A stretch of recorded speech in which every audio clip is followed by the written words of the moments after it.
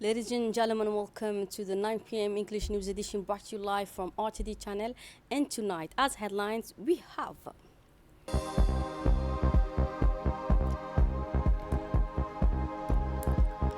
infrastructure official launch of construction work on the Palmare Bridge.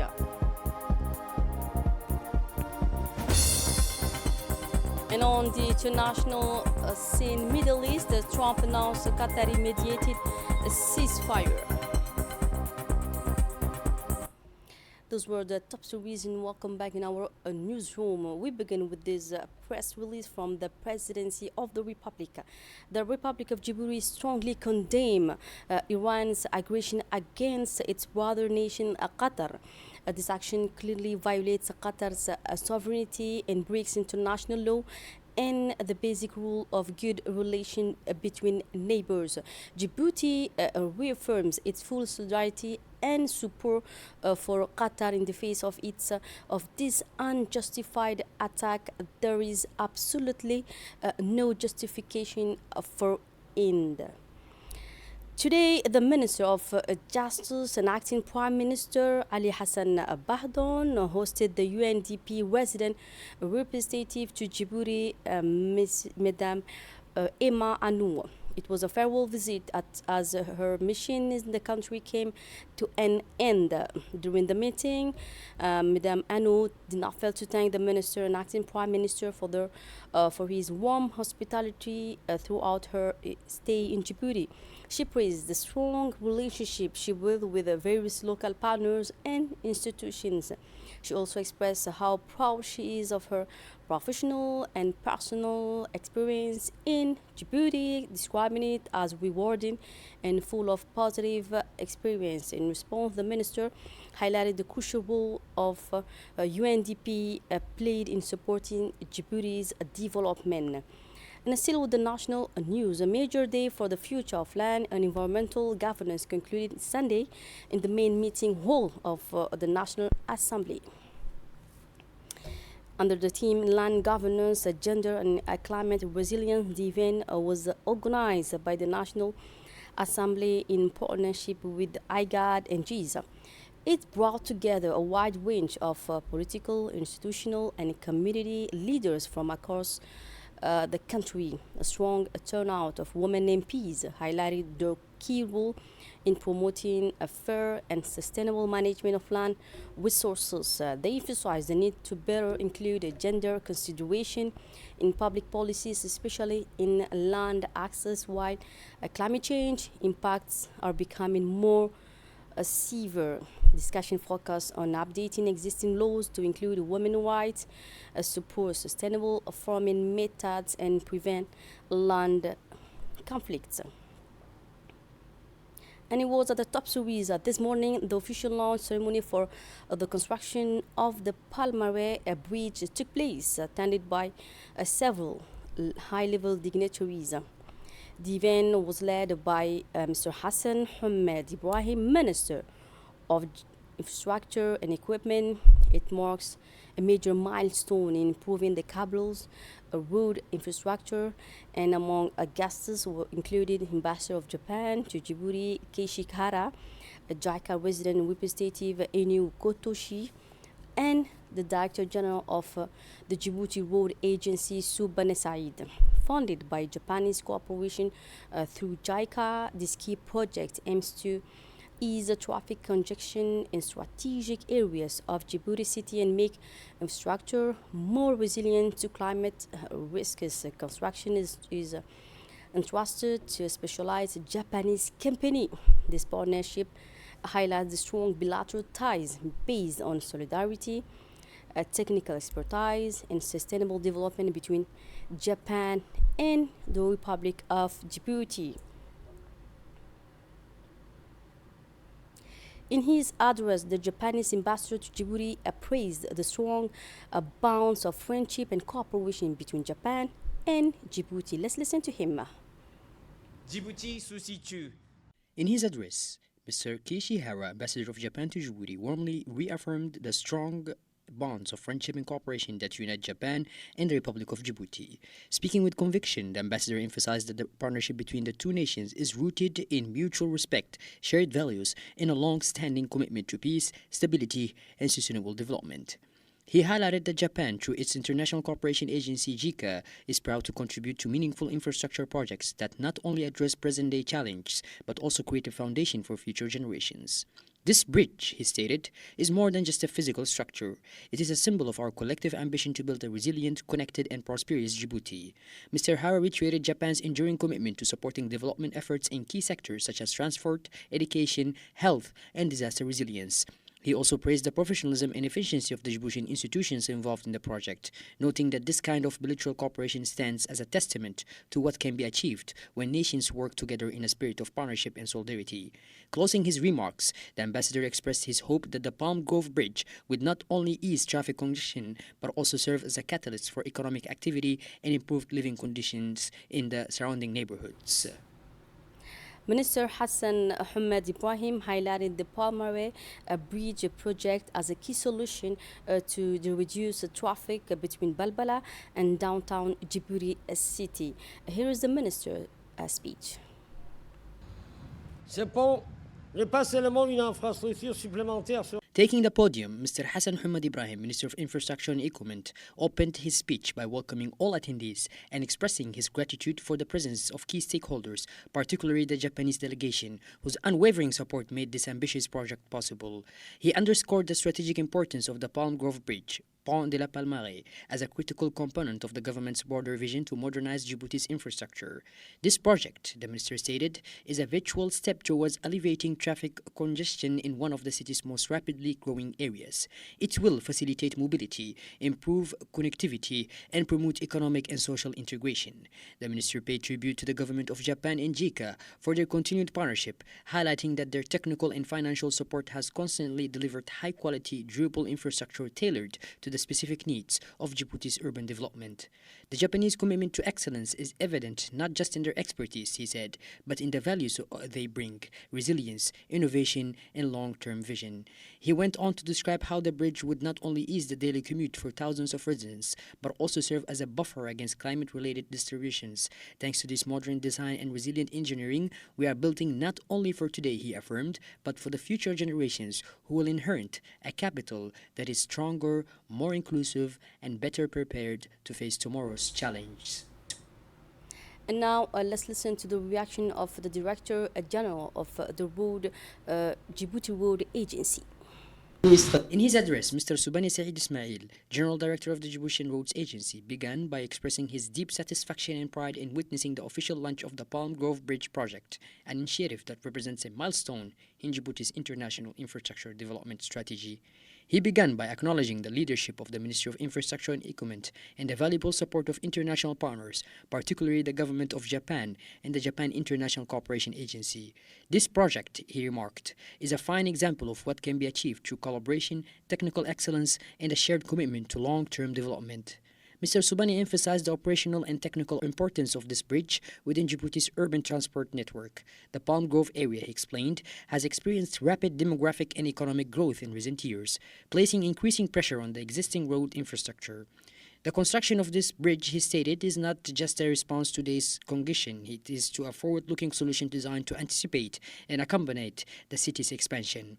He elaborated on the meticulous planning and rigorous studies that preceded the project, highlighting that every element from structural design to environmental impact mitigation was reviewed to meet the highest standards of safety, sustainability, and durability.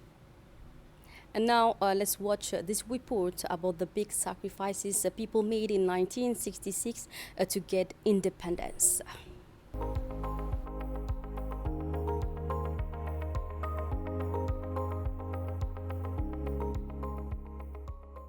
June 27, 1977, a new wind rises over the Horn of Africa.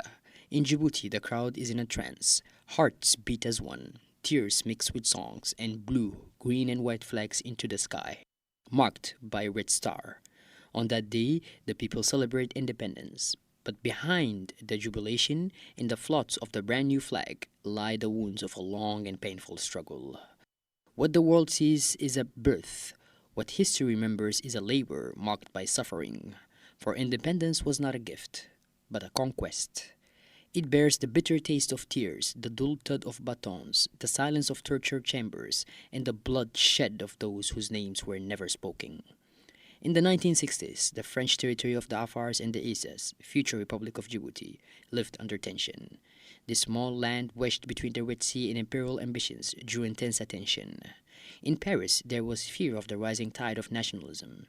In Djibouti, there was a dream of freedom. They were teachers, dock workers, students, or simple dreamers. They wrote leaflets, led strikes, and challenged the established order. Their weapons? Slogans, raised fists, an unshakable belief that a different tomorrow was possible. But their ideal clashed with colonial coldness. Every word became a threat, every march a danger, and the shadow of the Foreign Legion lurked under every street corner. On August 25, 1966, General de Gaulle's visit marked a turning point. The man of June 18 set foot on Djiboutian soil.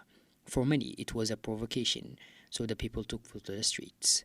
They cried out for freedom. They demanded independence, but in response, it was gunfire that answered. The marches were crushed, bodies fell, and cries were smothered by gas and bullets. Dozens were arrested, others disappeared. Balbala, a working-class district, became a name etched into memory like a scar. There, a barricade of electrified barbed wire trapped protesters. Some died by electrocution, others were gunned down. This strategy, long buried in silence, is now remembered by a memorial, a modest stele, but one where Djiboutians come each year to lay down a token of their gratitude. They had no microphones, no cameras, only their courage and convictions, and yet it is on their shoulders that the Republic was built. Even today, as flags wave and independence hymns rise, their memory calls out to us.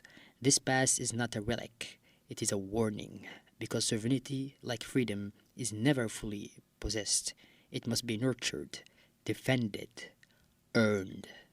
June 27th is a hymn, a promise, a debt to those who, in the shadows of the 1960s, dared to say no, to those valiant souls who had only their voices, their dreams, and sometimes their lives to give. It is now up to us to guard their flame, to ensure their sacrifice does not fade into forgetfulness, because it is upon their silence that our freedom today was written. The festivities caravan for the 48th anniversary for the independence arrived in Rastiga. The festivities caravan celebrating the 48th anniversary of national independence made a significant stop in the Rastika commune, especially in front of the RPP Sheikh Siraj Annex. A carefully arranged space decorated in the colors of the national flag, illuminated by a light show and brought to life by patriotic songs, set the stage for an evening filled with emotion, pride, and sharing. This special moment allowed the story of independence to be passed on to the youth while also reviving the collective memory. A large, joyful, and enthusiastic crowd gathered to join the celebration alongside government officials, parliamentarians, representatives of the National Union of Djiboutian Women, commune presidents, and local elected officials.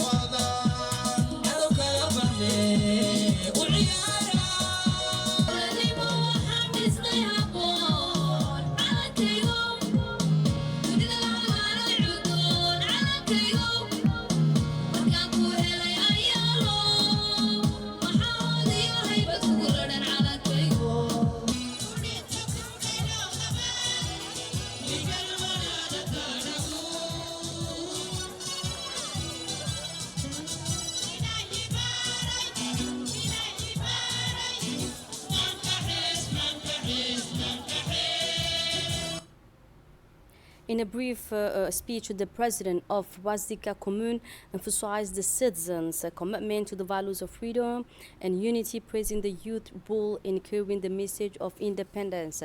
She also described the occasion as an opportunity to strengthen national bonds and pass on the historical memory to future generation. The celebration featured, she said, cultural performances and community activities that highlighted the rich heritage of the nation. She did not fail to express her hope that such events will continue to inspire pride and solidarity among all citizens. She finally thanked residents and youth for their attendance in the event marking the 48th anniversary of the national independence.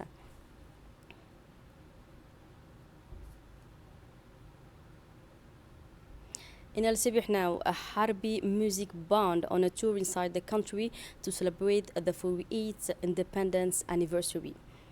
The Harbi music band is continuing its national tour to celebrate the 48th anniversary of the national independence of the Republic of Djibouti, which was gained on June 27, 1977.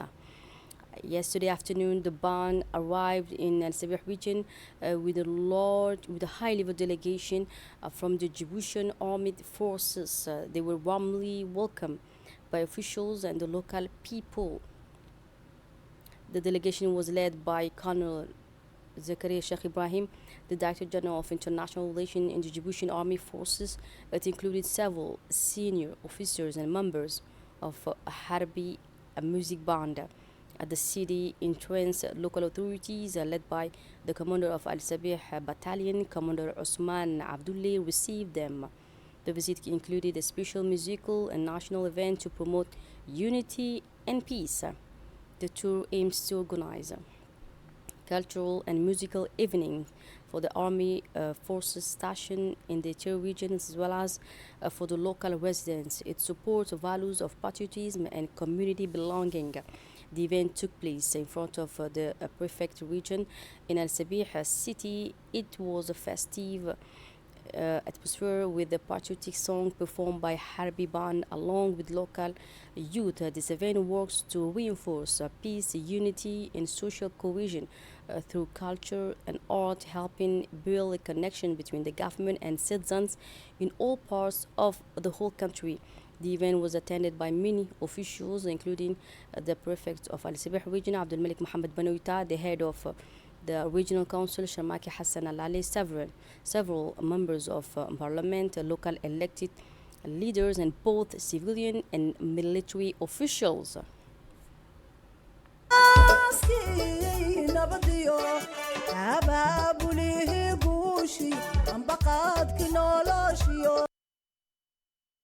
And after that, the Harbi music band of the Djiboutian Army Forces opened the event with musical songs. So some artists from Al Sabih city also joined them, adding a special artistic touch with their different performances.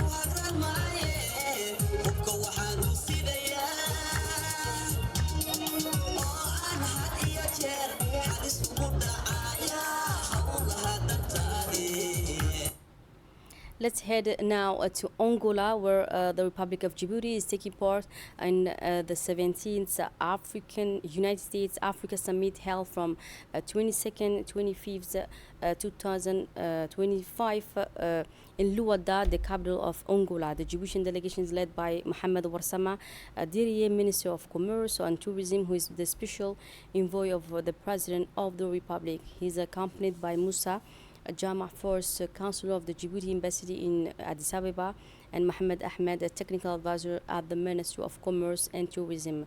This high-level summit gathered many African heads of state, including the host country's president from Angola, as well as prime ministers and ministers from across the continent. The chairperson of the African Union, Mahmoud Ali Yusuf, is also attending, alongside senior U.S. government representatives, including the head of the U.S. Bureau of African Affairs. The discussion focused on strengthening cooperation between the United States and Africa in key areas such as trade, investment, energy, security, and sustainable development. Djibouti's active participation shows its strong commitment to regional integration. And on June 23rd, 2025, the Deputy Minister in charge of decentralization had the honor to participate in the UN Public Service Forum held in Samarkand, Uzbekistan. This international event, organized by the United Nations, brings together ministers and representatives from many countries to discuss best practices and innovations in public services. The forum is an important platform to share experiences and promote solutions to the challenges governments face today.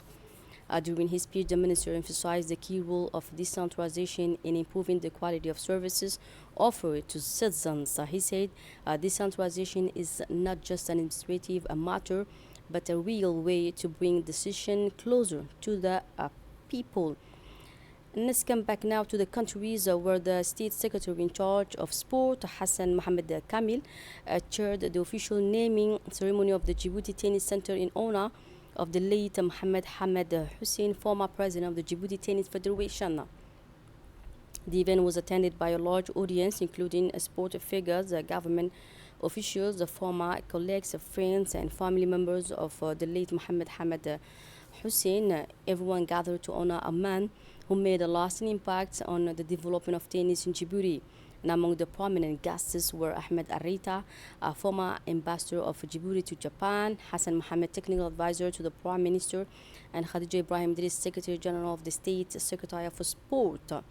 The ceremony also included several senior ministry officials and presidents of various sport federations. The event featured heartfelt testimonies remembering the late Mohamed Hamed Hussein personal qualities, voluntary dedication, and leadership vision that guided the Federation for many years. Naming the tennis center after him is a strong symbolic honor that shows the nation's appreciation for his dedication to sport. At the end of the ceremony, a commemorative plaque was unveiled to officially preserve the lasting national memory of Mohamed Hamed Hussein, whose name is now part of the Djibouti's sports heritage.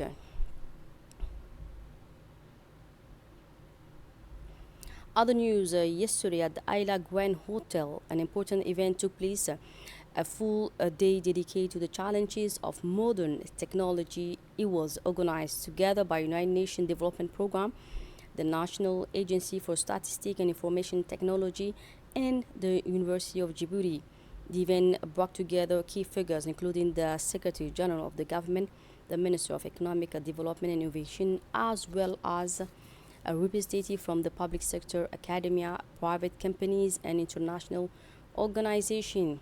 The goal was clear: to lay the foundations of a responsible and useful of new technologies, considering the real needs of the country and its people. The day began with the official launch of the UNDP Human Development Report 2025, titled A Matter of Choice, People and Perspective in the Age of Artificial Intelligence.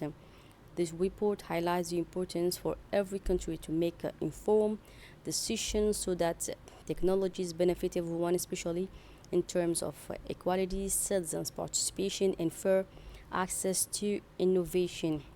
The event included a national workshop that brought together researchers, policymakers, and professionals to discuss how to use these tools effectively in the local context. In his address, the Secretary General of the government emphasized the importance of preparing Djibouti for the technological transformation of the future.